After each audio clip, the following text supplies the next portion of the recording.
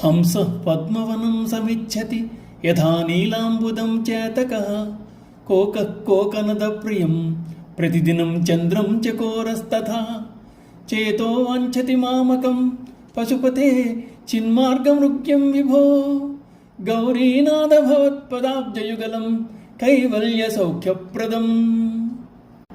పశుపతే విభో గౌరీనాథ, హంస పద్మములను, చాతకము వర్షాకాల మేఘమును, చక్రవాకము సూర్యుని, చకోరము చంద్రుని ఏ విధంగా కోరుకుంటున్నాయో అదేవిధంగా నా మనసు వేదాంత సంవేద్యమైన కైవల్య సుఖమనసుకు నీ పాదపద్మ ద్వయమును కోరుకుంటోంది. ఈశ్వర పాదారవింద భజనమును తన మనస్సు ఏ విధంగా కోరుకుంటోందో సోపమానంగా చెప్తున్నారు శంకరాచార్యుల వారు. ఈ ప్రపంచాన్ని ఒకసారి నిశితంగా పరిశీలిస్తే పక్షుల జీవనశైలి తెలియవస్తుంది. ఈ శ్లోకంలో ముఖ్యంగా 4 పక్షులను ఉదాహరణగా తీసుకున్నారు. అవి హంసలు, చాతకములు, చక్రవాకములు, చకోరములు. వీటిలో దేనికి దానికే ప్రత్యేకతలు ఉన్నాయి.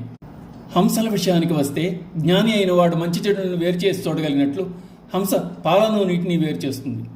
ఇది అందరికీ తెలిసిన విషయమే. హంసలకు పద్మములంటే ఇష్టం. తామరతోడులు వాటి ఆహారం. పద్మములకు ఆలవాలం సరోవరం.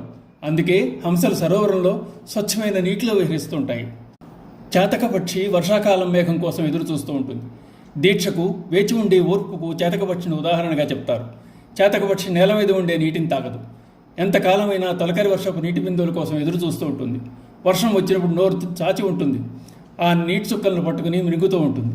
ఒక తొలకరి తర్వాత ఇంకొక తొలకరి వరకు వేచి ఉంటుంది. తక్కిన ఋతువుల్లో దాహంతో అరుస్తూ ఎగురుతూ ఉంటుంది. చక్రవాకాలు పగలు జంటలుగా ఎగురుతూ ఉంటాయి.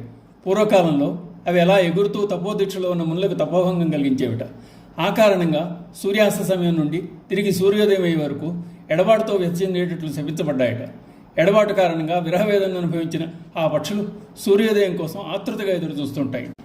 చకోర పక్షులు చంద్రుడి వెన్నెలను తప్ప ఇంక దేన్ని ఆహారంగా తీసుకోవు. ఒకసారి అమావాస్య నాడు చంద్రుడు కనపడలేదు.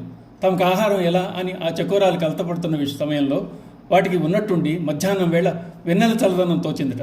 ఆశ్చర్యపోయిన ఆ పక్షులు చల్లదనానికి కారణం ఏమిటా అని వెతకసాగాయి. పంపానదీ తీరంలో ఋష్యముఖ పర్వతంపై నుండి ఆ చల్లదనం వస్తోందని గ్రహించి అక్కడికి చేరుకున్నాయి చకోర పక్షులు. వాటికి అక్కడ సుగ్రీవునితో స్నేహం కోసం వచ్చిన శ్రీరాముడు కనిపించాడట.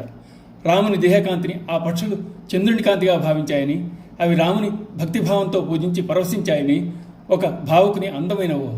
అది తలపై అయినా ఎంతో మధురం. జగద్గురువులైన ఆదిశంకరాచార్యులు భక్తుడు శివసాన్నిధ్యం చేరడానికి పడే ఆరాటాన్ని ఆ విధంగా పక్షులతో పోల్చి అద్భుతమైన వివరణ ఇచ్చారు. ఓం నమః శివాయ.